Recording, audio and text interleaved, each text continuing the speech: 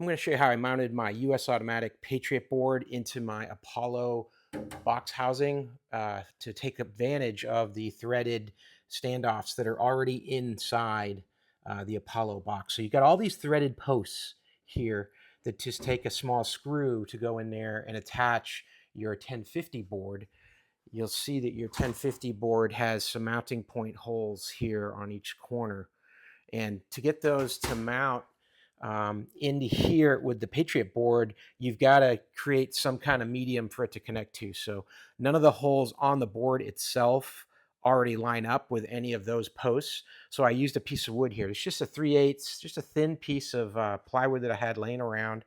And what I did is I just cut it 10 inches wide by 10 inches tall, and that gives you the right size to mount this Patriot board to it. And then I just took some toothpicks and I stuck them in some of the four corner posts that were here. I put a little bit of paint on the back of the toothpick, pressed my board up against it, and now I knew where to drill my holes.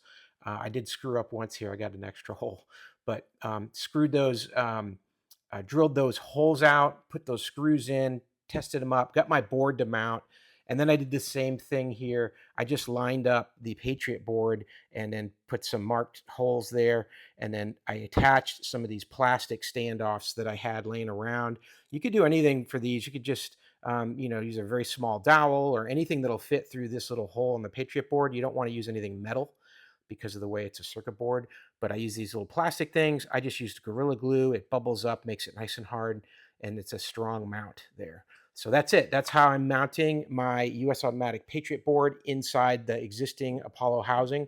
Check out my other videos for how to convert the mounting plugs here into the board to your Apollo 816 arms. Check out my other video on how to make it all come together and my full install where I replaced the 1050, yanked that thing out of there, and got USAutomatic up and running with my existing gate. All I had to do was replace the board. Hope that helps. Have a great day.